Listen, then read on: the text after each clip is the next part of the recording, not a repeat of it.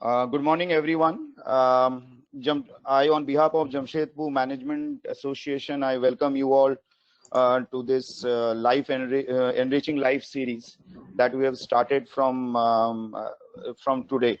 This will so this series will in this series we will focus on things like health, nutrition, spirituality, happiness, art, culture, with the etc.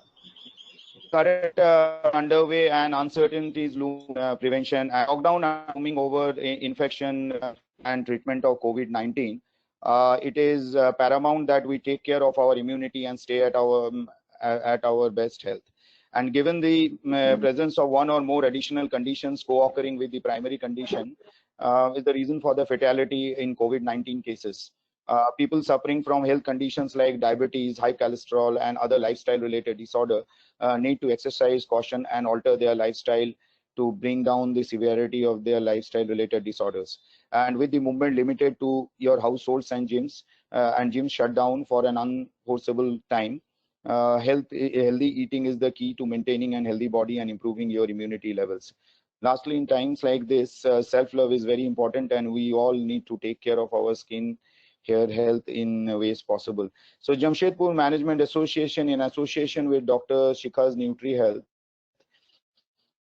a pioneer in healthy eating and tech-enabled nutrition advisory, brings to you an informative and interactive webinar that is on immunity, nutrition, self-care in COVID-19 era. It's our pleasure to have Dr. Shikha Sharma with us today. Welcome, ma'am. It's our honor to have you as an inaugural speaker for the Enriching Life series. Just to introduce JMA to you, JMA is this is the Jamshedpur chapter of IMA. We were established long back in 1982.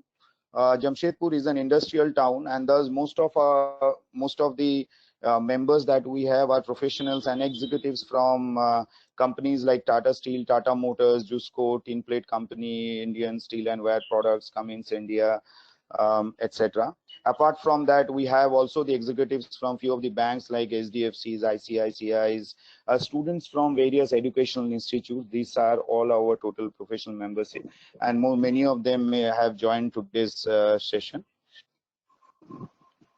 Um, uh, this is an introduction about what JMA is. Now, Dr. Shikha needs no introduction, but as a protocol, I will introduce Dr. Shikha Sharma to all of you. Dr. Shikha Sharma is a medical doctor by training from Maulana Azad Medical College, New Delhi. She founded Dr. Shikha's Nutri Health with a desire to work in the prevention of lifestyle-related disorders.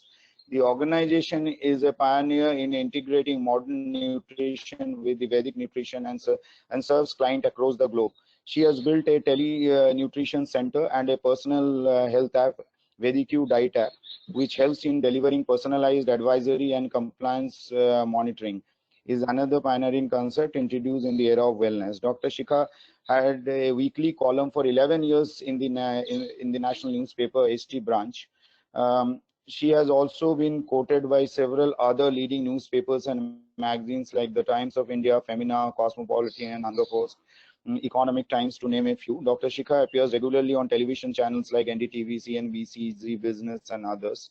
She is invited frequently for giving talks by the Economist magazine and ASSOCHAM, All India Management Association, and many others. She has delivered lectures to the students of top engineering and management colleges like IIT Bombay, IIT Roorkee, IIT Jodhpur, IIT Patna, IMI Delhi on entrepreneurship. Recently, she was invited as a speaker by the Global Compact Network on developing Northeast through and the power of entrepreneurship, and by the IAS Academy, Missouri.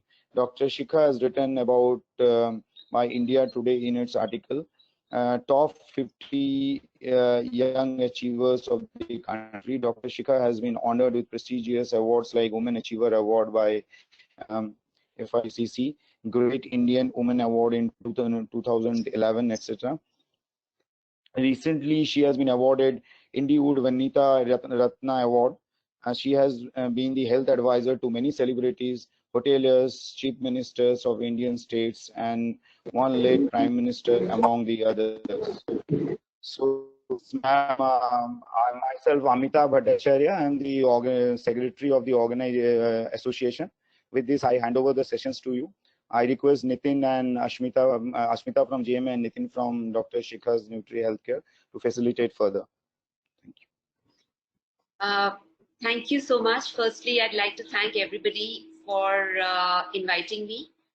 And I was supposed to actually come to Jamshedpur, and I think maybe in any case we have done this seminar through a webinar, and perhaps we have also saved on the carbon footprint because in coming times with global warming, I think making sure that the carbon footprint is less would be really helpful. So thank you, Jamshedpur, for organizing and facilitating this seminar. So what I would start is I would like to first begin with a very simple logic. So a little bit about my own story. Now, very few people know that I was working in the Department of Cardiology in GB Pant Hospital, New Delhi, after doing my medicine. And as a young doctor, every day heart attack patients were being wheeled in. And to see every day a heart attack patient, and because it's a very large unit, the intensive care unit at GB Pant is one of the premium places in Delhi, in India. So it has a large intensive care unit, and every day we used to see one patient coming in, and there were 6 beds or 6 ICU beds. And then the whole night and next, and almost for 15, 18 hours, the entire team was working. Of course, I was the junior most in that team. But firsthand, I saw how people die with heart attack. First time I saw how the body collapses, how the heart gives away. And we try everything. We try puncturing the vein and, pushing in, the medicines, the steroids. We try giving electric shocks, which is a very scary sight for somebody who's never, seen it. It's extremely scary because the body jumps up, the entire body jumps up, just to revive the heart, just to get the heartbeat back. Because if the heartbeat goes, the brain dies immediately. And after that, when we used to revive the patient, what always, am I audible? Am I audible? Yes, ma'am, you are audible. I request all the participants to please mute yourselves and turn off your videos.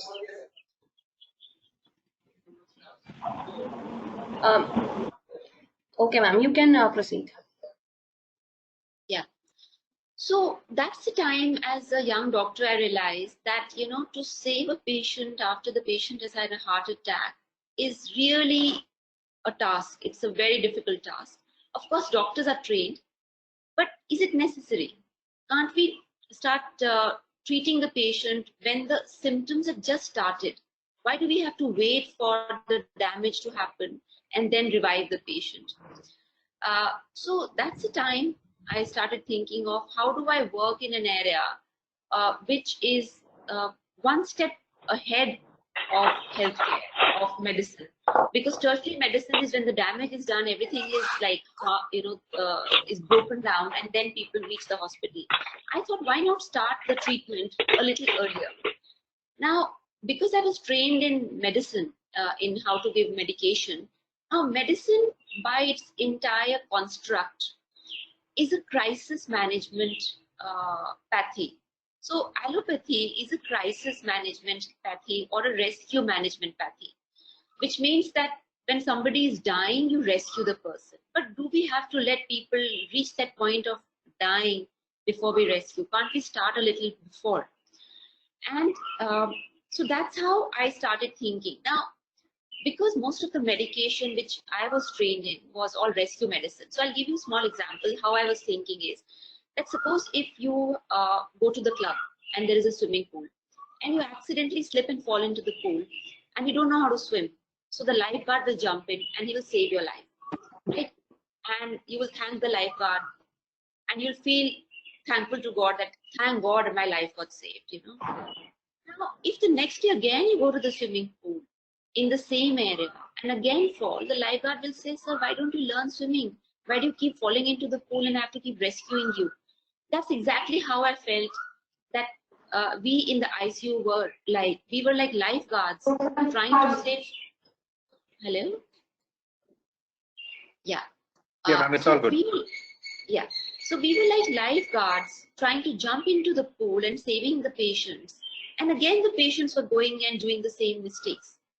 So I felt it was like a losing battle. It was completely a losing battle. Why didn't I? So I started thinking, why can't I work in an area where I can prevent, where I can treat people, instead of treating people as a lifeguard, why can't I teach people, empower people to actually learn to how to swim, how to manage their bodies in a way they don't end up in a swimming pool where I have to save them or the doctors have to save them.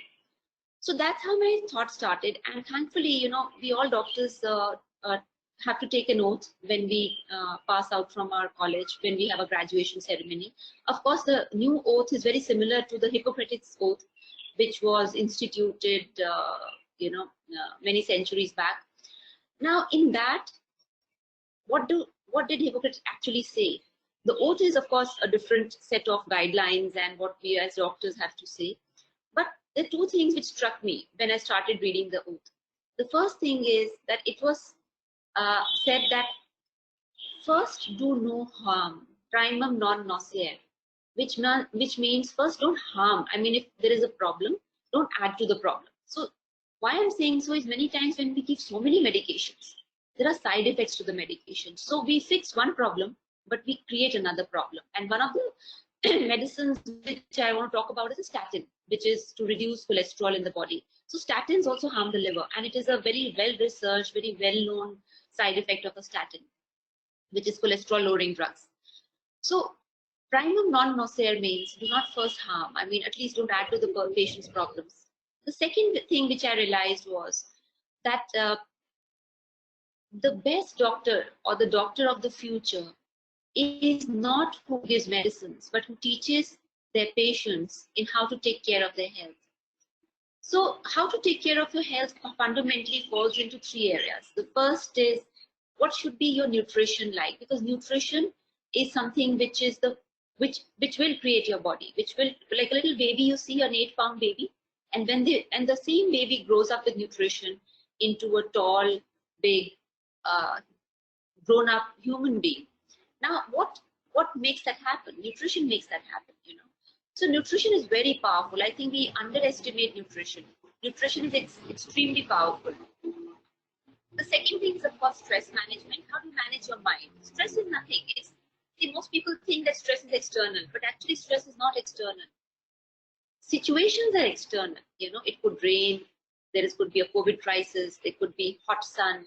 There could be a lockdown. There could be a traffic jam. There could be, some other issue.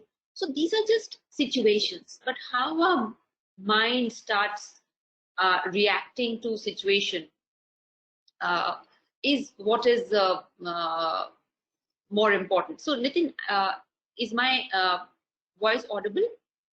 It is audible. I think for few of the attendees, the internet connection may not be stable. So at my end, it's clear. Okay. I just want others to check their internet connections. Okay, because I just saw a message of slow network connection. Okay, great. So, so like I was saying was that what I wanted to work in is that I thought that there are three pillars of healthcare, or rather looking after yourself. And that is, one is nutrition, second is stress management. In stress management, it is not about managing outside events. That's what it's not about. It's about managing your reaction, or how your mind really reacts to those events. And it's also, I think since we have a lot of people from the management, they must have heard and read that it's not about reacting to things, it's about responding to things. And the entire journey about stress management is how you respond to events rather than react to events. But this is a training. It's something which is something which is part of a training. It's not something we are born with. The skill is, of course, some people are a little more calm than others, but it is still something which we have to learn. And this is something which we can only learn by first knowing that it is a learnable skill. It's a skill which can be learned over time. And third is exercise. And in exercise also, there's so many things which one could do, right? From Surya Namaskar in the home to dancing, to any other exercise which could be. And today there are equipments which one can rent or borrow, or buy. Like you have treadmills, you have cross trainers, which in a little place they occupy a very small place, but they put you in a certain rhythm or a discipline. But today I'll stick to the topic of nutrition. Now, what is very interesting is, and I've been talking to a few of my doctor friends, and they are saying that, look, people are not being told about boosting their immunity. The press is only talking about vaccines. The press is only talking about medicines. The press is only talking about protective gear. But the biggest protective mechanism in the body, which is your own immunity, nobody's talking about. And why isn't anybody talking about immunity? So I'll take a minute to talk about what immunity is. Of course, all of you know, but I just want to kind of refresh that. So immunity is basically your internal soldiers. So we have millions of little soldiers who run around in our bodies, and their job is to identify a bacteria or a virus or a fungi and attack and kill it, or at least disable it, because sometimes the bacteria could be bigger or stronger and the immune cell could be smaller. So at least to disable it. So what happens is these immune cells are running around through our blood supply, through our lymphatic supply, and their job is to keep identifying the moment they see a alien DNA or an RNA, or like what is present in viruses and bacteria. Now, fundamentally, viruses is very interesting.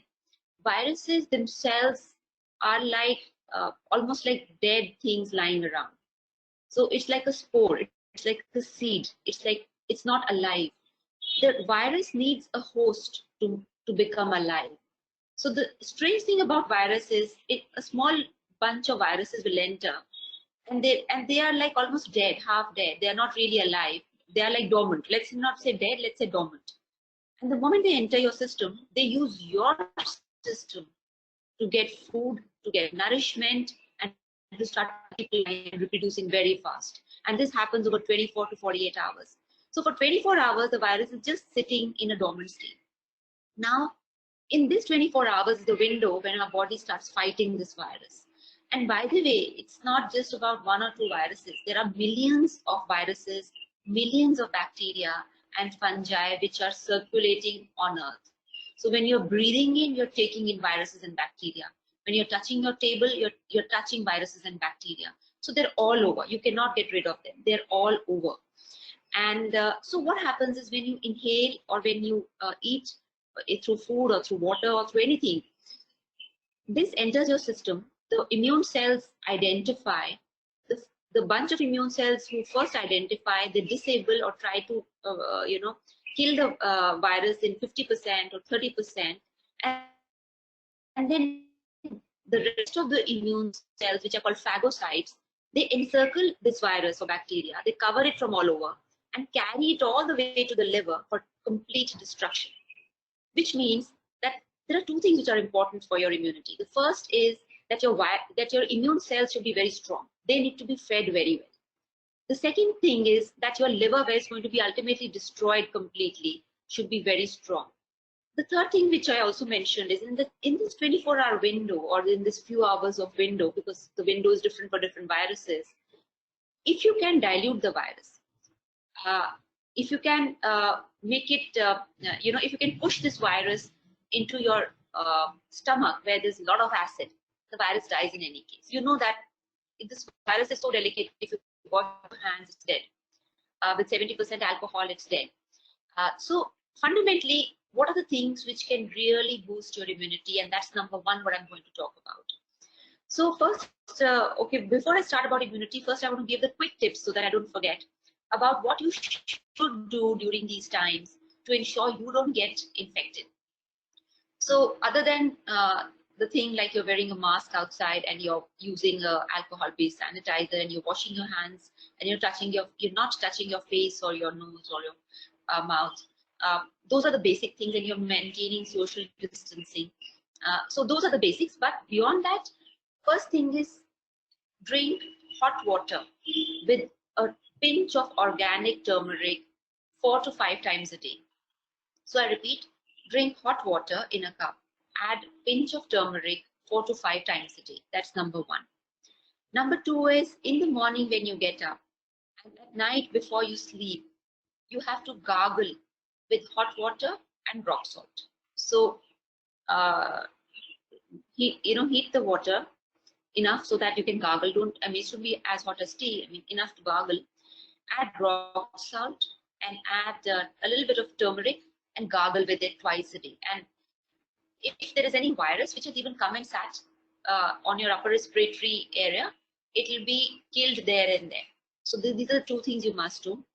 The third is a decoction, which in fact has been recommended by the Department of Ayush, the government of India. And this decoction has cinnamon, it has ginger, it has tulsi, and what you have to take is you have to take water, and then in this you have to add, and of course, thank you Nitin for showing up on the screen, and you can add munakka, and once it's boiled and it becomes like a decoction, like a kadha, then you can add jaggery and drink it. Now we all know that jaggery used to be given to coal mine workers, because jaggery has that unique ability to take away the pollutants, pollutants from the lung cells and take it to the liver for destruction. So that's unique about jaggery. And similarly, cinnamon is very good. It's an antiviral. Ginger is very good. It opens up the channels and allows immune cells to come. So this decoction recipe, please use it. So once you boil it, use it once a day. Now it's summer, so only once a day. Otherwise, in winters, you were suggesting it twice a day. There's another immunity boosting juice which is up there. Now the nice thing about this immunity boosting juice, and I'm sure there's some women out there, is it's very good for your skin also.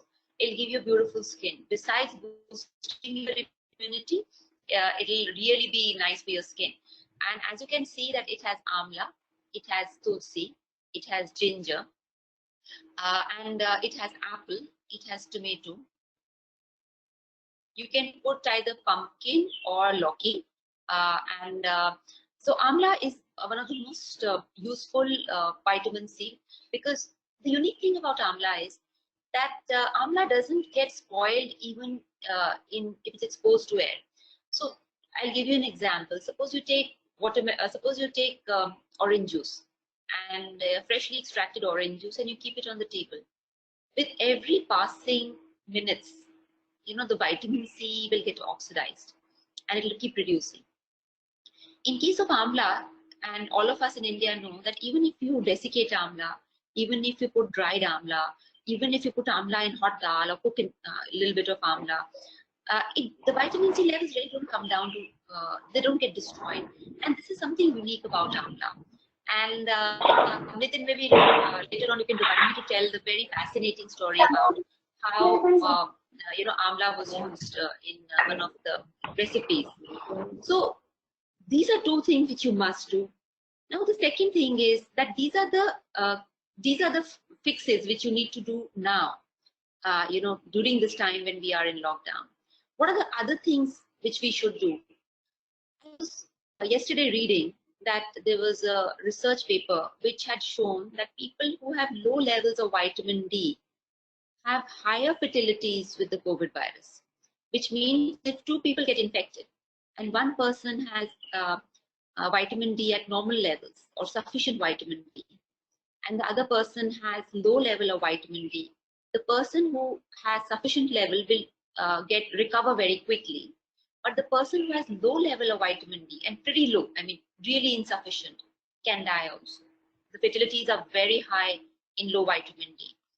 Now, which is something which nobody's talking about, that you will need to have sufficient vitamin D. And this is a matter of concern, because I don't practice anymore, but when I used to practice, I used to see that a lot of our patients had low vitamin D levels and they were not fixing that problem. Now, where do you get vitamin D? So vitamin D, obviously, I think all of you know, we get from the sun. It's a natural vitamin D which is prepared by our bodies. So sun is the trigger. When sun touches our skin, the skin cells create vitamin D. what does the body need to create vitamin D? Basically, it needs good fats and it needs good proteins, because most of these immunoglobulins, so globulins are protein based, immunoglobulins. So the body needs protein for having a strong fighting force of immunoglobulins.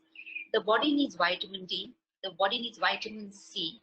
The body needs B12, and B12 is very essential because a lot of people don't realize, but their B12 levels are low. So you can either get it from a multivitamin or you can get it from dairy products. Even egg has a good source of B12. So these are the good sources of B12, but your B12 levels must be good enough. Folic acid must be very high, because these are the raw material which the body will use to build your immunity. See, one of the things which I realized is absent from advisory is that people only talk about calories all the time. And maybe at some other seminar, I talk about calories in detail. But calorie is not important. What is important is the balance of, are you getting your nutrients? Are you getting your macros, which is your protein, carbs, and essential oils? Are you getting your micros, which is your vitamin A, B, C, D, E, B1, B2, B6, B12? Are you getting your minerals, which is your which is your sodium, potassium, zinc? You know, infertility can result because of severe zinc deficiency. Now, these are the things people are not talking about. People are only talking about calories. And what I feel is that if you only talk about calories, we are missing the wood for the trees. We are missing the fact that it's not about calories. The body is not going to depend on calories for health. It is about the balance of what you're eating. Are you getting sufficient vitamins, minerals, and your balanced essential fatty acids? So one of the things which I also realized was that when we talked about, there was a wave when doctors said no fat. That was the wrong wave, because the essential fatty acids are important for your fertility. It is important for your skin. It is important for your hair. It is also important for your immune system. And people went on a zero fat diet. Now, zero fat diet is harming your immunity. It's harming your skin. It is harming your hormones. So essential fatty acids are really important. And essential fatty acids mean that they are not produced by the body. Now, what are the essential fatty acids? Like you have omega-3, you have omega-6. These are available, say, in walnuts, in flax seeds. Then you also need oils like oil, which is monounsaturated oil. Then you have polyunsaturated oil like dill oil, like safflower seed oil, sunflower seed oils. These are seed oils which you need. These are polyunsaturated. And then you have the saturated, which is ghee. By the way, ghee is also very important for the health. I know a lot of you must be saying that, yes, I told my wife ghee is good for us and she doesn't give it to me. But ghee is important. The only thing is not ghee puris, not ghee paranthas.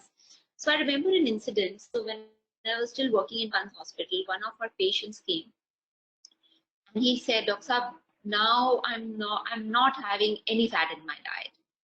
So I was very surprised because he didn't look like he had cut down on his fat or other things, you know. So I asked him that, okay, so how do you do? I mean, what are you eating? Give me the details. He said, I told my wife that to cook everything in olive oil. Now our puri is in olive oil, our parantha is in olive oil, everything is on olive oil. So in his mind, fat was ghee, which he wasn't having. And now he was frying everything in olive oil. So there is so much of misinformation, you know, with people, and they feel that either you have to make it zero oil or you have to just switch to another kind of oil, which is a magic oil, and then you can continue to eat fried food in that magic oil and nothing will happen. Unfortunately, a lot of misinformation is also there.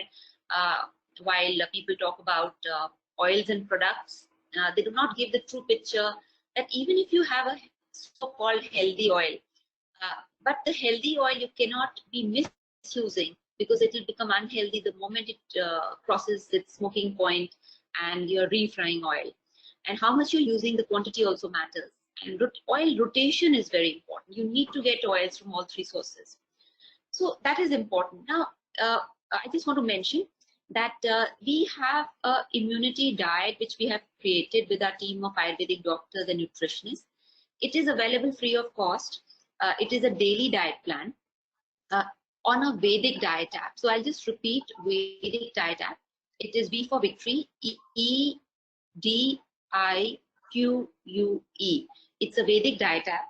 And if you go into the app, I'll just take a second and I'll, the reason we put all the immunity diets there was fundamentally because we wanted people to get it free of cost. And this app, it's a free app. In this, there is a section where you will see immunity diet plans. And in that section, in the immunity diet plans, you will see that, immunity diet plan. And it'll create your personalized diet plan. As you put your goal, it'll create your personalized diet plan. And you will see day by day for a vegetarian, like for example, what I mentioned to you, have turmeric with a glass of hot water, and you can, in case you're using milk, make sure it's organic milk. And if you are a Kafaj Prakriti, do not use milk. You can use it with water. Then, of course, you can have a chapati which has barley and oats. By the way, it has beta glucans. And beta glucans are excellent for boosting immunity. That's another research which has come out, that beta glucans are very good for immunity boosting, and oats have beta glucans. Then you can, in snacks, you can have tulsi green tea. So these days you find a lot of green teas, and of course in Jamshedpur, in Calcutta, in many of these areas which are traditional business towns, tea is something which is consumed very frequently. So if you have a tulsi and a turmeric mixed green tea, or in the West now they call it like the golden latte. So they have put a little bit of turmeric in their coffee, and they're having it like golden latte. Then for dinner also, then so you can have mungfali. Mungfali is very good snack, and actually it is zero cholesterol. So it is the oils in all plant oils are zero cholesterol, naturally zero cholesterol, because cholesterol is only found in animal products like non-vegetarian products and dairy, because dairy comes from cow. And so mulethi is also very good. Mulethi is something which is good for boosting immunity. Another thing which is very good is ashwagandha. So even with children, you can give them a little bit of ashwagandha boiled in milk and sweetened with jaggery, or sweetened with honey, but never cook honey. One thing which I'd like to tell all of you is, please never cook honey.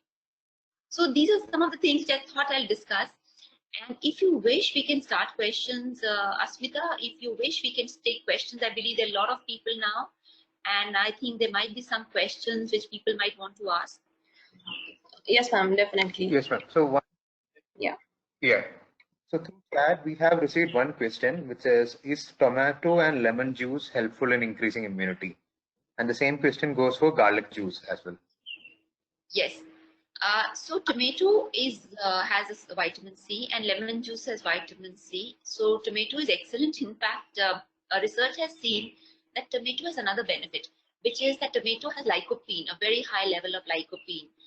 And in research, like with burns patient, they saw that the burns patient who received tomato in their diet every day actually recovered very fast with less scarring.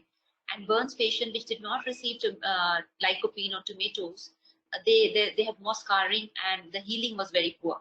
So tomatoes is a very good source of vitamin C. Lemon juice is very good source of vitamin C. And of course, amla is it's a superfood. It's a superfood in itself.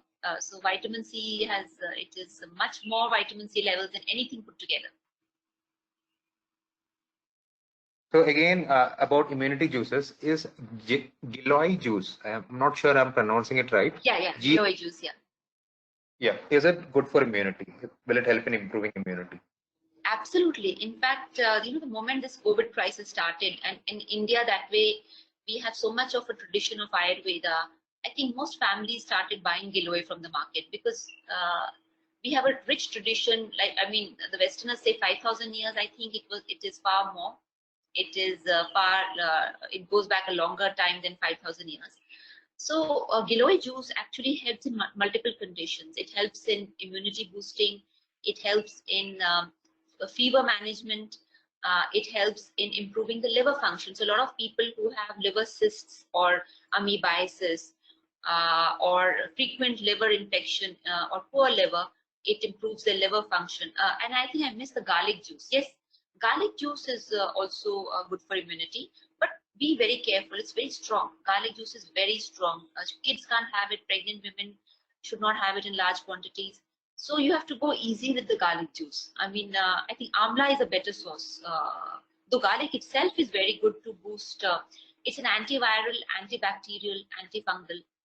So that's the use. And garlic used to be used in a lot of non-vegetarian products because non-veg product had contamination. So garlic used to take care of the contamination. Yes, ma'am. So there was one question about the ideal diet for a diabetic patient. So if you can just expand on that, it'll be helpful. Yeah. So that's a very good question, and I will. So if you in fact in the Vedic diet app we have also put diabetic diet. We have put anti-cholesterol diet. We have put intermittent fasting. We have then PCOS, polycystic ovary diet. So in diabetes, there are 3-4 things which you must remember. Firstly, one thing which I realized, in medicine, I learned that there is diabetes, which is high blood sugar, and that's the end of the story. So you give an anti-diabetic medicine, which, of course, in our time we didn't have glycophage, but now glycophage is there, insulins are there. We had insulins, but not other things. So we used to basically give a medicine either to beat the pancreas, literally beat the pancreas to make more insulin, or to reduce the inflammation. But the natural diabetic diet, so there are 2-3 kinds of diabetes Ayurveda says. The first kind is stress-induced diabetes. When somebody is very stressed, they may not be overweight, they would be normal weight, but they'll get diabetes. The second is overweight diabetes, which affects the overweight people. And this kind of diabetes is most responsive to weight loss. I mean, the moment you lose weight, the diabetes will just disappear. The first diabetes is difficult to treat because it's more connected to stress and the inflammation your whole body is going through because of stress. So in both the cases, of course, the treatment is a little different, but I'll give you some common things. First thing is alkaline diet. Your body should get an alkaline diet, which means that foods which produce acid should not be eaten too much. Foods which make your body alkaline should be eaten. So what produces acid? Too much of fried food, too much of coffee, too much of non-vegetarian food, too much of things which are like processed food, packaged food, alcohol. So these are things which make your body acidic. Now, body becomes alkaline when you have vegetable juices like the immune boon juice, which we talked about, amla, green teas. So while the milk tea makes the body acidic, the green tea makes the body alkaline. So that's how you eat more of alkaline based food, like a lot of salads, so that your body is alkaline. So when I say salad, doesn't mean I'm not telling you to not eat the other food. Eat the other food, but eat salads 2 bowls a day. The second, so this is the part of alkaline body. The second part is you have to have some herbs which reduce your sugar. Now things, of course, is paneer doda is a flour which you keep overnight, like 1 or 2 paneer dodas overnight in a glass of water, and the next day you crush it, sieve it, and drink that water. Similarly, you have many in Gandhi ashrams, in Khadi ashrams, you have these diabetic powders which are jamun seed and many other things, all powdered together. So that 1 teaspoon, soaked in water, you can have. So that's another way. The third thing is do not have wheat or rice every day. Keep wheat and rice for weekends. Every day have foods which actually have very low glycemic index, like chane ka atta, like oats, like barley, for example, quinoa. Quinoa is an excellent thing for diabetics. So make a roti out of these kind of things. You can even make dosa, like you can make chana atta dosa. You can make, don't add too much of rice, or you can make it into a pura or a chila. You can and make it over a non-stick pan and make it with steam. So that way you don't put too much of frying oil in it. So that is one thing. Second thing is have a lot of amla in your diet. Have triphala in your diet. Triphala is excellent for diabetics. And make sure that you're having different kinds of oil, because different kinds of oil will reduce the inflammation in your body. As your body inflammation comes down, the same cells which were not responding to insulin will start responding to insulin. So this is very interesting. What happens is that each cell has a cell wall, and nothing can enter the cell wall like this. It has little receptors. It's like a helipad, like you might have seen helipads, or like when helicopters land on buildings, there is a helipad. They can land on a helipad. So the cell wall is like a solid wall, and nothing can enter a cell wall. But they have these helipads where things can attach themselves, and then they're allowed to enter. When the body becomes acidic, the cell wall just closes itself because it doesn't want the cell to be damaged. And because it's closed itself and doesn't want cell to be damaged, nothing enters. Nothing can enter. So the cell is starving. Neither glucose is entering, nor insulin is entering. Nothing is entering. And when the body becomes alkaline, the nutrients start entering. Because the body is alkaline, it is not going to damage the cell. So this is a very simple view of a receptor theory I'm talking about. And of course, calcium is also involved, and that's why when you have calcium deficiency, it affects the cell wall, because to open the channels, so the channels open like this, and they allow the nutrients to enter. So this opening requires calcium, and if there's no calcium, this opening cannot happen. So the body is so beautiful that even if you're not doctors, if you just read about the body, you'll be amazed at how intelligent the body is. Yes, ma'am. So if we move on to the next question, which is about the best vinegar. Should we take apple cider vinegar or simply the normal vinegar? And why? Please don't have synthetic vinegar. Please don't have synthetic vinegar. I don't know why did people start making synthetic vinegar and using it as food. It is a chemical and it should never go inside your body. Apple cider vinegar is a totally different thing. So like apple is fermented, and that vinegar which results from this fermentation is really healthy. It's healthy for acidity. Surprisingly, I know most people think, how can vinegar be good for acidity? But that's the beauty of a natural apple cider vinegar. It's good for cholesterol. It lowers cholesterol. It's even good for people who have a weak digestion, because it improves your digestion. The synthetic vinegar is a chemical. You should never eat it. You should just polish things with it, or use it for other stuff, for chemical stuff, not for the body. Yes, ma'am. Okay. So the next question is how to maintain sugar level without walking, because right now due to the lockdown there is low mobility. Nobody can basically go for jogs. Today, I was just watching some of the companies who have online video sessions. So Surya Namaskar is like a complete thing which you could do. And in Surya Namaskar, you exercise all parts of the body. So right from the Bhujangasana to, all 12 steps, all 12 postures actually cover most of your body. So do Surya Namaskar. And if you have if you're not very overweight, then you can do skipping at home.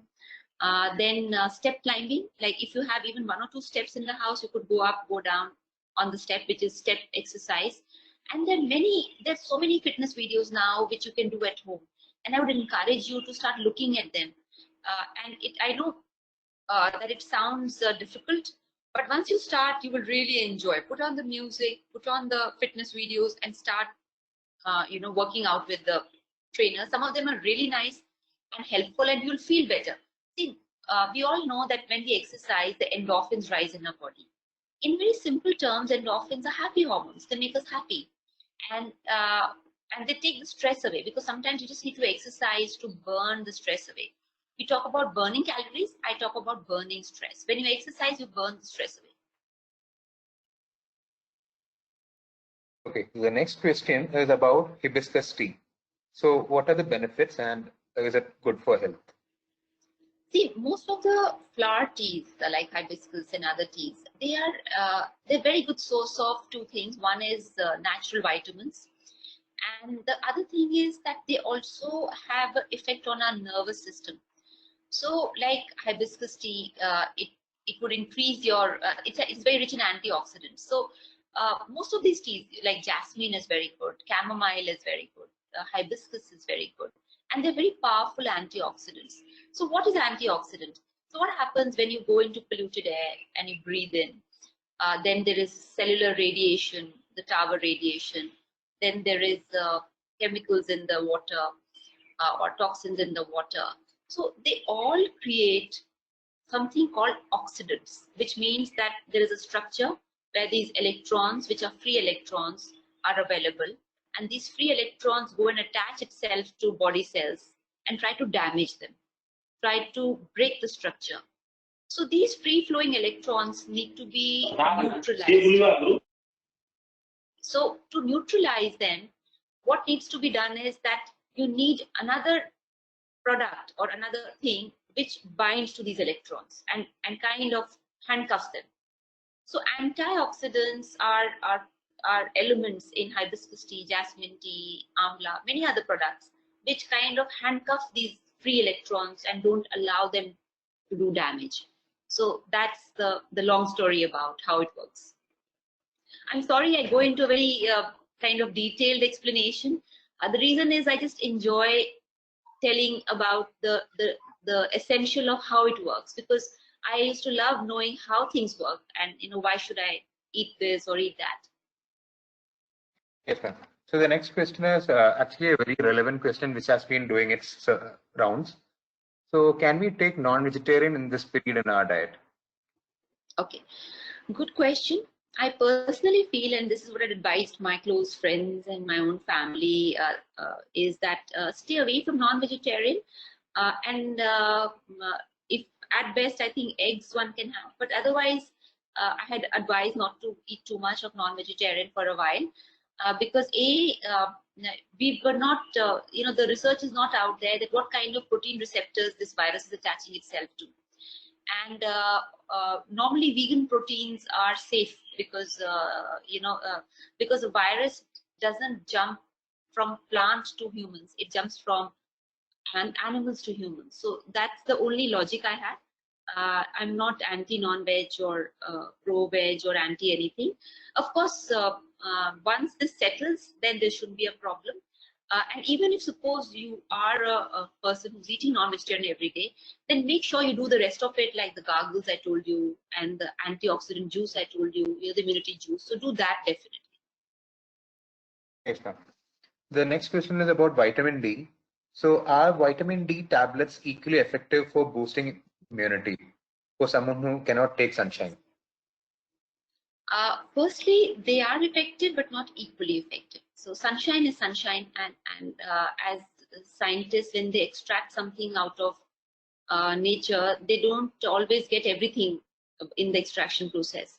So sunshine is the best, and I would say that you don't need to get the hot sunshine in the morning when the sun rises. At that time, if you can spend just 10 minutes, that would be fine. You don't really need to go out in the real sun. Even I can't handle the sun, I get headaches. But the early morning sun is the best time. Yes, ma'am.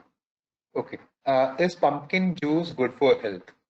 That's the next. Oh, it's fantastic. Pumpkin juice is fantastic. It is great for your stomach. Anytime you have heat in the stomach, please use pumpkin juice. Please use aloe vera juice, and you see how wonderfully it heals you. So pumpkin juice is excellent. Though it's not available very easily these days, I believe. But yeah, it's great. At least near my area, it's not coming very frequently. Yes, ma'am. So the next question is about high BP. So if you can just suggest some diets which can be used for high BP, it would be helpful for the audience. So I'll just give you a couple of things. So if I have to divide high BP into 3 parts, and I would rate it, I would give a weightage that out of 100, what is the impact? So in case of a diet, if you cut down your salt and especially make your dinners as little in salt as possible, that will control your blood pressure, and the weightage is about 60 out of 100, 60%. The next thing would be if you knock off weight, if you lose weight, if you're overweight, and if you reach your target weight, or if you reach the weight which is healthy for you, that would really get your blood pressure down, and that weightage I would give would be 80%. But if you do pranayam, and if you do pranayam very sincerely, that would be 100% impactful. So the reason I gave a weightage is because you will read about all three things, but the weightages people don't give, that what is the impact of that activity. So pranayam activity is 100%, it controls blood pressure. Yes, ma'am. And again, there was some question about diets for gastric patients. Something, I think it's about IBS and all those gastric issues which are on the rise. So for gastric patients, I think if you are suffering, so there are two kinds of gastric complaints. One is gaseous, like, the stomach gets full of gas, and the other is acidity, pure acidity. For acidity, three things very, very helpful. First is aloe vera juice. It will really work very well for acidity. Second is this vegetable juice, which I told you. If you start drinking it twice a day, you will see a huge change in your health and your acidity levels. And third is that when a gastric happens, have a banana. That is far better than any antacid you can. Now, this is the acidic part of gastritis. There is the other part is the bloating and the gaseous portion. That a lot of people say that after I eat food, my stomach really bloats up. In that case, you might either have a wheat intolerance, which is gluten intolerance, or you might be having also some lactose intolerance, because a lot of people after 25 years of age become lactose intolerance and gluten intolerance. So maybe you should get wheat free for about 10 days and see if it's helping, and you can switch to quinoa or any other grain like brown rice and see whether your bloating goes down. Otherwise, it could also be lactose intolerance. So then the next week you could go lactose free, which is no dairy at all, no curd, no milk, no coffee, and green tea. And you can only take green tea, no milky tea.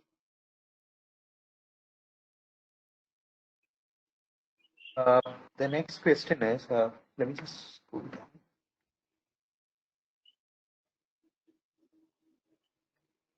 What are the easy ways to reduce or flush toxins in the body? Basically about detox. Flush toxins, detox. Oh, plenty of ways. So detox actually is plenty of ways. And in fact, I must tell you something about detox. So detox as a, as a remedy or as a treatment method has now started becoming popular. Earlier, it was not very popular. And recently, I've done an interview with a cardiologist who was a full-on medical doctor, cardiologist working in the ICU. And then he fell ill. And then he started researching about how does he get better. So, cardiology is like your MBBS, and then you do your MD, and then your DM. So after so many years of studying, he could not treat himself. He got very dejected, and then he started looking at other methods, alternatives to how does he fix his body. And he then discovered what in India we call detoxification, and he in fact came to India also, and he put together a solution for detoxification. So this video which Nitin has put up, please do see his video. He's called Dr. Alejandro, and if you just put Dr. Shikha Sharma, you will see some of the videos which pop up there. He's called Dr. Alejandro Junger, and he's beautifully explained the whole journey. But very quickly, some detox tips which I can give you right now is, one is this vegetable alkaline juice, which I told you, please have that. Second is use ginger in your diet. It cleans up your liver. Third thing is do fasting once in 10 days, or at least once in a month, ideally once in 10 days, or at least whatever, once in a month or twice in a month, or at least once in 10 days, which is thrice a month. And it will detox your liver. So your liver will become fresh and clean, and it can regenerate itself. Then methi. So there is methi seeds, fenugreek seeds. Take a teaspoon of fenugreek seed, put in 1 liter of water, and in that add cumin seeds, and leave it overnight. And the next morning, drink the whole water, and then the seeds become soft, and you eat these seeds. You don't have to eat the entire thing, just 1 teaspoon totally. and this will detoxify your body. Another way of preparing a detox water is that take a jar of water, put slices of mossambi, sweet lime, put little bit of peppermint leaves, mint leaves, a little bit of tulsi leaves, and let it just stay there. And the next morning, you can cool it a little bit and drink that. So these are some seeds really work well. These are some of these detox recipes, but methi seeds.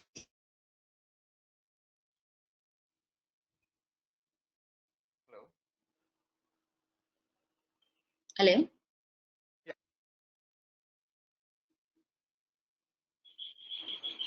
Hello. Yeah, you're audible. You can continue. Yeah. Is that yeah. So these are the detox things you can do, and there is a detox process. Of course, I think we have in fact made some videos around it. If you look at the entire video, you'll see the entire process of detoxification, and there's lots of interesting information. Recently, I also interviewed. I was in conversation with James Maskell, who is an international proponent of functional medicine. So what I'm talking about is part of functional medicine, which is how do you use nature to heal your body and bring you to optimal levels. So the next question is about, is there any test which is available for testing your immunity levels? Blood tests, there are not many available, though we have put up a small test on our website, which is very simple, a small test to check your immunity levels. So you could take that, and I think Nitin, maybe you could share a link later or to that test which we are doing. It's not a blood test; it's a questionnaire which will, which will help you understand your immunity levels. So the next is there's an advertisement regarding a medicinal patch which needs to be stick to your navel region for diabetics, and they claim that it reduces sugar level. Is it advisable to use such patches, and what is their claim? See, now this is a very long discussion. The long and short of it is that anybody who claims that they can in one thing fix everything, it's like that magic cure. Like when I used to travel sometimes to Dehradun by car, and I would see on the board all this written Shartiya Ilaj, which is promised success or something. So anything which over promises cannot happen, because the body doesn't just work with some magic cures. It needs a series of things to happen. But having said that, the navel is a very, very important part of the body, and in Ayurveda a lot of cures are done on the navel, and that is another discussion, but navel is a very important part. So what they have done is they have taken some bit of Ayurveda and some bit of this magic thing and tried to stitch it together. So so you will have to see how are they backing their claims. The next is about the merits and demerits of turmeric and milk combination. So they're all merits. The demerits are very limited, and the limitation is only to three things. The first thing is, if your Prakriti is kapha, then milk may not work for you. And I encourage you to do your Prakriti analysis on the app, because you can do your Prakriti analysis on the app and see what Prakriti you are. If you're kapha, it won't be great. Vata pitta is fine. The second is, if the milk is not good quality milk, which is it is that commercial processed milk, it's not organic milk, then the results are lesser. I mean, it's not harmful, but the results are lesser. And the third thing is that if you are having a weak liver, if your liver is not great, then you will not digest milk very well. So in that case, it's better to take turmeric in water. So only three conditions I can think of. The next question is about the use of calcium capsules, and at what age should you start taking it, and for how long should you be consuming? See, calcium is a mineral which your body needs forever. And if you're not eating leafy vegetables, if you're not eating till in winters, if you're not eating calcium in your diet, then you need it. But having said that, there are three phases in life when you really need a lot of calcium, and this is more to do with women. One is menarche. The second is pregnancy, pre-pregnancy, post-pregnancy, this whole timeline of pregnancy. And the third is menopause. So during this time, calcium needs change for the body, because you don't want osteoporosis and you don't want weak bones. But today, even men are getting osteoporosis, and that is because of no exercises. Because in olden times, men had to walk; they were going out to work, so obviously there were no cars available for everybody. So you had to walk up to your office, even if you took a rickshaw or a tanga, or So now all this is not happening. Everybody just sits in their cars and goes to the office. So the walking, if there is no walking, osteoporosis will happen. But again, there are natural calcium also, and there which you can take. But calcium is important. Yes, ma'am. The next question is about health tips to reduce cholesterol levels in your blood through nutrition. Okay, so to reduce cholesterol in your blood, first thing, fix your liver. I mean, the liver will do everything else. It'll do everything else. So fix your liver. So first thing is ginger. Second thing is alkaline diet. Third thing is trifla and amla. So either you can take trifla or you can take amla in some form. And the fourth thing is, don't hurt your liver. Don't take antibiotics just like that. Don't take painkillers just like that. Don't take chemicals just like that. So make your liver healthy. It'll take care of cholesterol. And Google, which is not Google, which is Google, Guggul, Google, or Googloo, which is called. So this is a Ayurvedic herb which is specifically for cholesterol, for fibroids, for any, like in Hindi they say gant. So it is good for any of those things. Yes, ma'am. So the next question is about supplementing your body with protein. So which one is better? Better protein, nutrient, and vitamin supplements. And if you can mention some natural sources, these macros, that will be helpful. Yeah. And it also goes on to basically ask, can we have it in form of tablets and powders? Basically supplements. Yeah. See, supplements, natural obviously is better. But if you have good quality supplements in powders, that's also fine. But don't give up on natural. What I mean to say is, you cannot say, okay, I will not eat natural, I'll only eat tablets and powders. Let tablets and powders be a support. Let them not be the main thing you're having. Now, in natural, what all proteins are there? Of course, you have whey protein, which comes from dairy. Then you have like soya milk, soya granules. Then you have paneer. Then you have sprouts, which are very good. Then you have like almonds, til. Then you also have kala chana, which is an excellent source of protein. Moongfali, peanuts, excellent source of protein. So all these are very good sources of protein. A lot of people say mushroom is a good source of protein.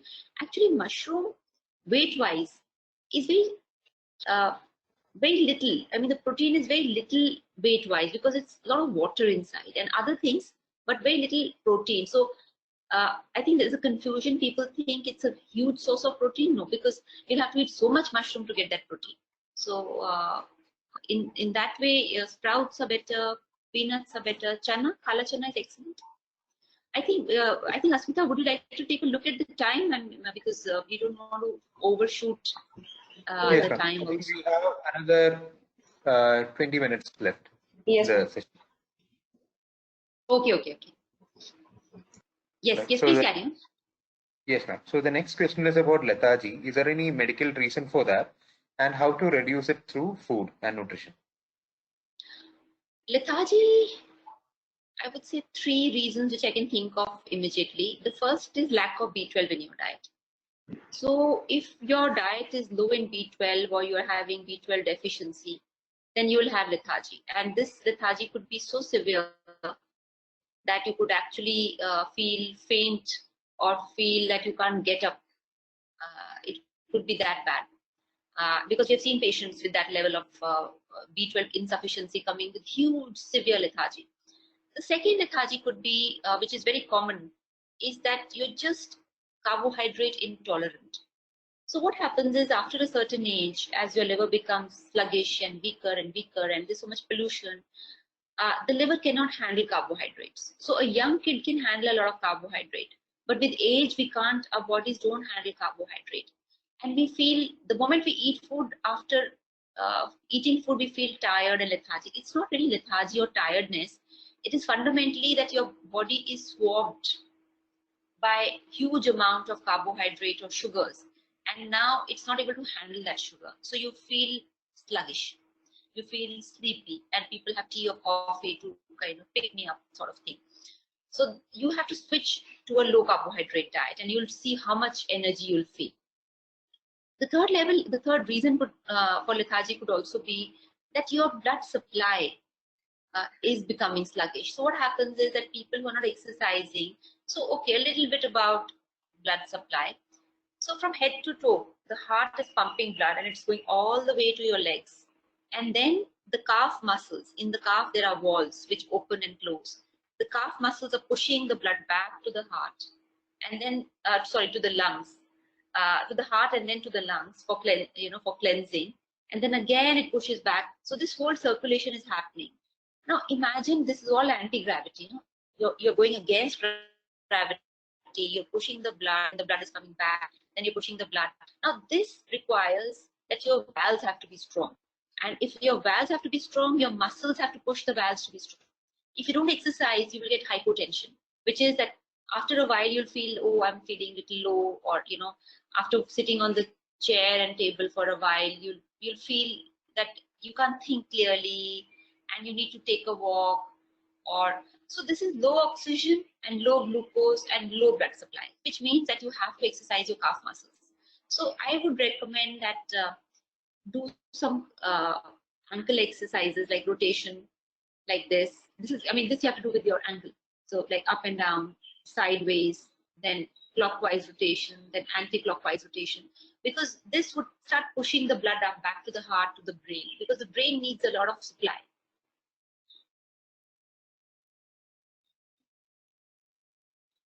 Yes.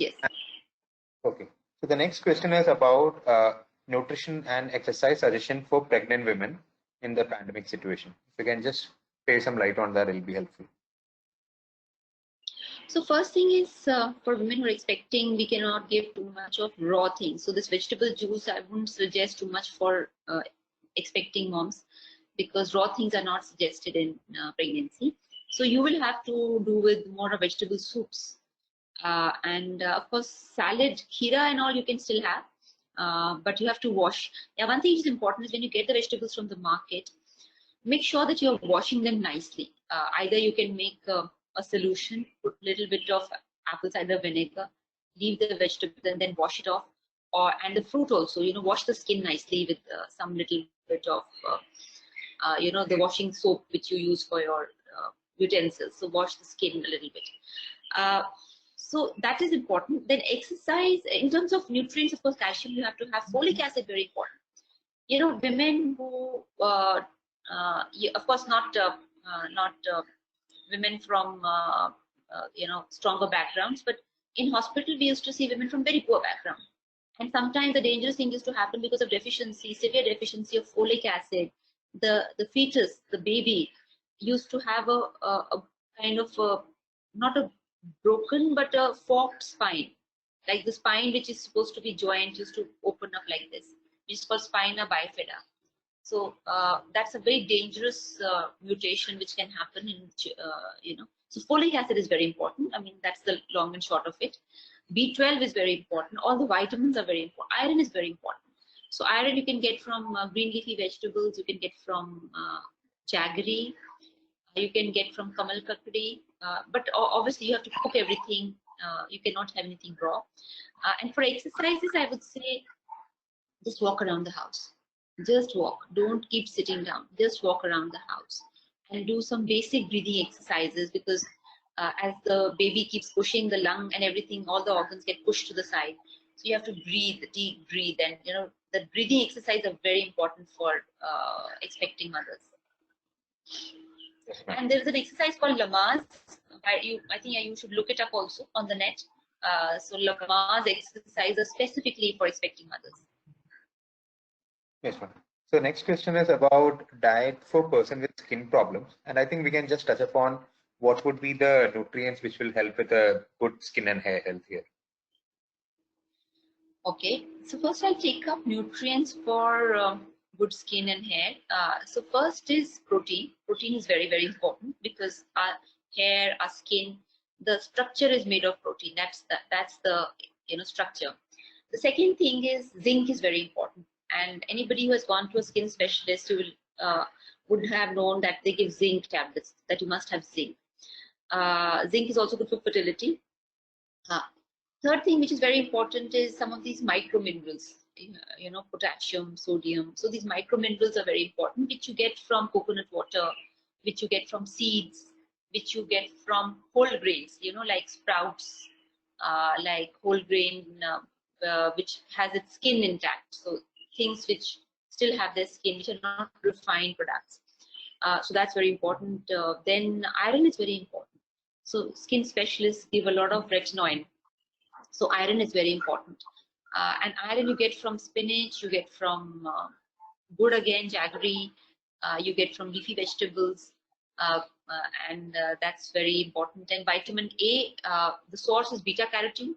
Beta carotene is all fruits. So if you are having fruits, oranges, sweet lime, apple, anar, an apple a day keeps the doctor away. All of us as children have learned that. Ek anar so bimar, we have also learned in the Indian context. So, which makes sense. I mean, these were proverbs which were created to teach nutrition habits, healthy nutrition habits. So now with skin conditions. Now there are skin conditions. Of course, there are thousands and thousands, and I can't touch upon each one of them. But I'll touch upon few things, like sunlight. So many skin conditions can be treated by sunlight. And in fact, I was reading that in olden times when they used to give treatment, they used to always, they also sometimes you gave a mantra, a Surya mantra. So I found the connection very interesting that they gave a Surya mantra, which we had to do a jap or a chanting for skin conditions. So which meant that somewhere they were connecting the vitamin D and getting out into the sun with treatment. So so that is very important. Then for skin, I think it's very important to use coconut oil because a lot of people get fungal infections in the humid season. So if you apply coconut oil, fungal infections will not happen. It's a very good treatment for many skin conditions. Coconut oil is now being recognized in the West also as a skin ointment. Yes, ma'am. So the next question is about fasting for a diabetic patient. How often is it recommended? As part of religious ceremonies, fasting is usually taken. So is it recommended, or what is your thoughts on that? No, I wouldn't suggest at all because in a lot of people who do fasting, especially for religious reasons, I've seen Navratra people who do Navratra fast. I mean, they really binge eat. They're eating everything which is wrong, fried food and sweet food and this and that. So I would say no, I wouldn't recommend it. And especially if you're on insulin, absolutely not. But if you're fasting, not really fasting like that, like, nirjal fasting and salt-free you can do. Salt-free, no problem, because our body doesn't need too much salt. It just needs 2 grams of salt. But totally nirjal fasting and those serious kinds of fasting, not when you are having diabetes. Yes, ma'am. The next question is about a diet requirement to reduce uric acid. Very simple. Uric acid treatment is only one line treatment. Just make your body alkaline, uric acid will vanish. Because uric acid is when your body is acidic. And instead of trying to fix the number, like a lot of times I've spoken to my teams, teams at our center in Delhi. I tell them that don't chase numbers. Don't chase that, oh, the blood sugar has to come from 120 to 100 to 90. Look at behavior change. Look at how your body is responding. Because when we just chase, so I'll give you an example. In weight management industry, I entered this with the understanding of a medical doctor. But in the weight management industry, I used to get requests that we want to go for liposuction, we want to go for surgery, we want to go for this. And I didn't understand that weight is a number which is a barometer of wrong food habits. How is just removing a bunch of fat from an area going to fix your health? It's not going to fix your health. So I've always been anti number chasing. What I believe is that number is only an indicator. The weight is only an indicator of your habits. So we need to actually eat healthy. We need to fix our diet. We need to fix our exercise. So like, for example, I'll give you a wrong and a right. So there are, let's say, a fictitious A and a B person. The A person and the B person, the blood sugar is 200, which is high. The A person goes for aggressive medication, and with that medication, heavy dose of medication is able to get their blood sugar down in 1 month or in, say, 3 weeks. The B person starts exercising, starts increasing vitamins in their diet, starts having alkaline diet, starts doing breathing to reduce stress. Who do you think is really benefiting? This person whose blood sugar now is 90, or this person whose blood sugar still might be 95 or 100, but overall the health has really changed a lot. And now this person will bounce back because the medication will stop impacting after 1 year, and then the dose has to go up. And this person, after 1 year, actually the blood sugar naturally has gone down to 90, which is normal. So what I'm saying is we should know, what are we really doing with medicines? Are we just trying to do a quick fix, a band-aid, or are we fixing our health? So the next question is about mobility. As I say, seating is the new smoking. And in current work from home condition, please advise how to control gaining of weight. Oh, I thought you were saying how to control gaming, because gaming as an industry is also like shooting through the roof, and everybody just sitting with their video games and playing games. And by the way, the 3-4 industries which have gone up in this crisis is gaming, health tech, fintech, and there was one more I'm forgetting. So yeah, so you're not talking about gaming. Yeah, I think weight gain, you don't have to gain weight. I mean, if you just follow the kind of stuff I've told you, and there are diets also in the app, you just follow day by day diet, and we have put on a lot of days diet there. You will not gain weight. You will actually lose weight. And when I'm saying the concept of that I'm going to burn my fat is completely wrong, because you need to eat healthy. Your liver will take care of the fat, and you have to be active.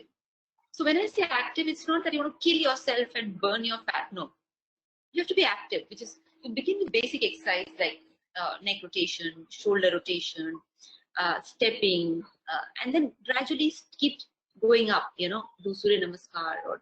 So I think yoga exercises are what a fantastic innovation in India. What an innovation. I mean, in a small little room, you could do yoga. I mean, and also, by the way, one thing which I found fascinating was that the Jawaharlal Nehru had written so many books when he was imprisoned during the freedom fight, and Gandhi was a prolific writer, and Sri Aurobindo, he actually got enlightened when he was put behind bars. So we all know he was put behind bars for being part of a bomb unit. And then in the prison, he got enlightened. Now that I'm not saying that we'll all get enlightened after COVID, but yeah, we can fix our health. Yes, ma'am. The next question is about intermittent fasting. What are your thoughts on that? I think intermittent fasting is a lot like Indian fasting, because in Indian fasting, you stop eating or you eat only during at sunset, and do not eat very late into the night. So I think it's okay as long as so intermittent fasting has 2 cycles: the fasting cycle and the feeding cycle. Now, what I find, the fasting cycle is fine because your body anyway needs rest. But in the feeding cycle, people eat wrong. That's the problem. So if you eat right during the feeding cycle, I think you're fine, and your body will get the rest it needs, and the digestive process will be able to rejuvenate itself. Yes, ma'am. So in the limitation of time, we will close with 3 more questions. The next question is, what is the nutrition for joint pain in women and how to take care of it? 3 things, simple. Take turmeric. turmeric is a fantastic anti-inflammatory. In fact, some research has shown that if you take it properly and long term, it has even a better impact than anti-inflammatory drugs. So turmeric, very important. Second thing is joint mobility. You have to exercise your joints, which the more you bring joint mobility, the synovial fluid will start healing your joints. A lot of joint problems happen because people don't move their joints. Third thing which is important is correct oils and correct proteins. So if you take a lot of healthy proteins like sprouted chana, like soya milk, like moong dal, vegan proteins are great, and even dairy proteins, whey protein, and you're having minerals like your zinc, magnesium, calcium, potassium. These minerals, if you're having, and you're having a lot of water, drink at least 2 to 3 liters of water. Water will flush out all the toxins, and your joint pain will fix. And again, joint pains are of 3 kinds. The first kind is called arthritic, which is inflammatory, which can happen at any age. For this, alkaline diets work the best. The second is osteoporotic joint, where calcium works the best, which is age-related dryness of joint. So calcium, exercise, and good oils, which I just mentioned earlier. And the third kind of joint pain is, which could be more due to, say, disease, which is like, for example, a genetic disorder.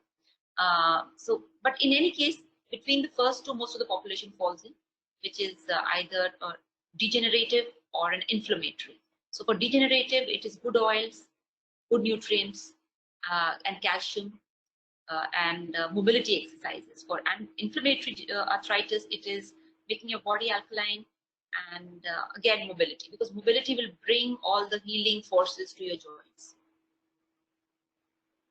So there was one question about gallbladder pain. So how to keep it at bay? And given that right now only few surgeries are allowed, right? How to keep the pain at bay is a question that we have.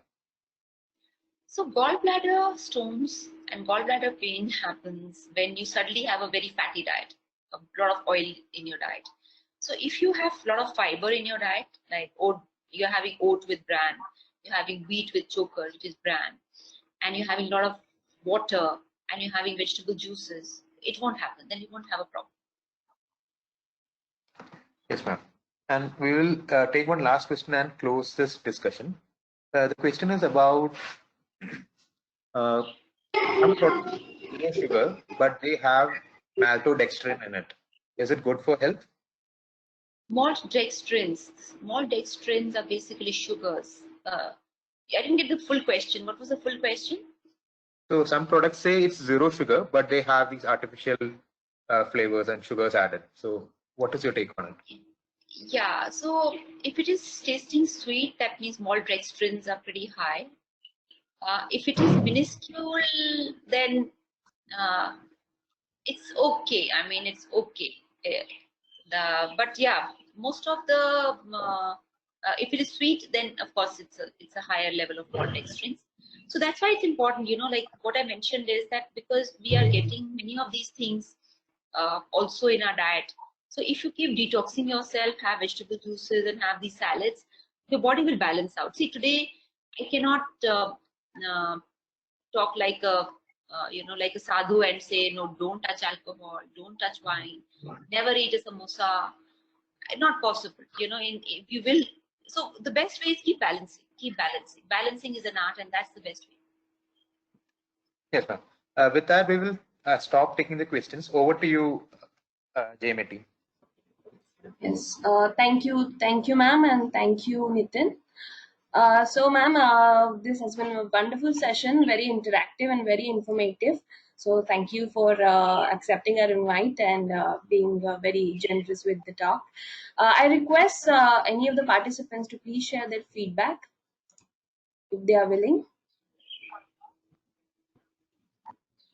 And I must, Smita, thank all your participants, because I can see there's so many people there.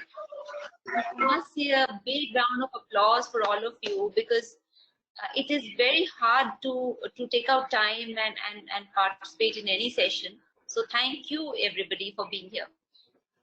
And also, if we have missed out any questions, right, please feel free to post it on our community page where our team of doctors and nutritionists will be helping you with your queries. So this is the website, www.drshikasharma.com/community. So you can post your questions there and it will be answered quickly. Right.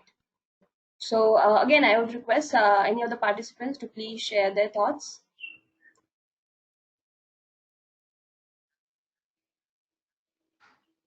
So I think we are getting some feedback on the chat right now. Yes, a lot of it.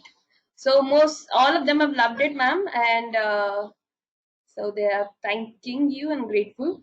So again, I would like to thank you and Nitin. Nitin has wonderfully moderated the questions for us. Yeah, no problem. Yeah.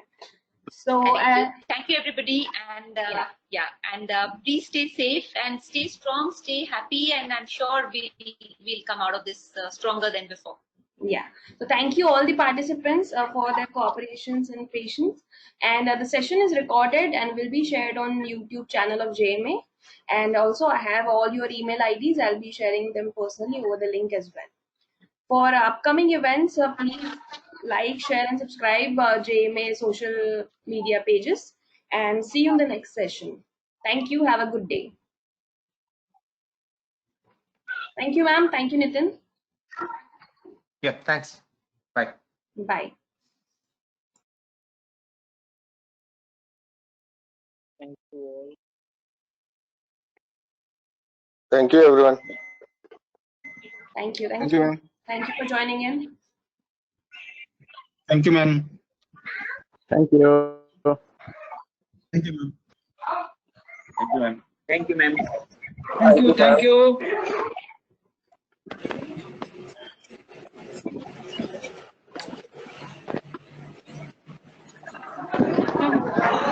Thank you, ma'am. Thank you, ma'am.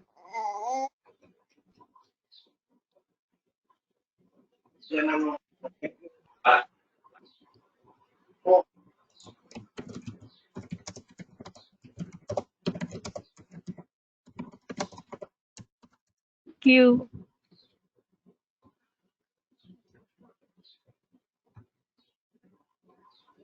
Thank you.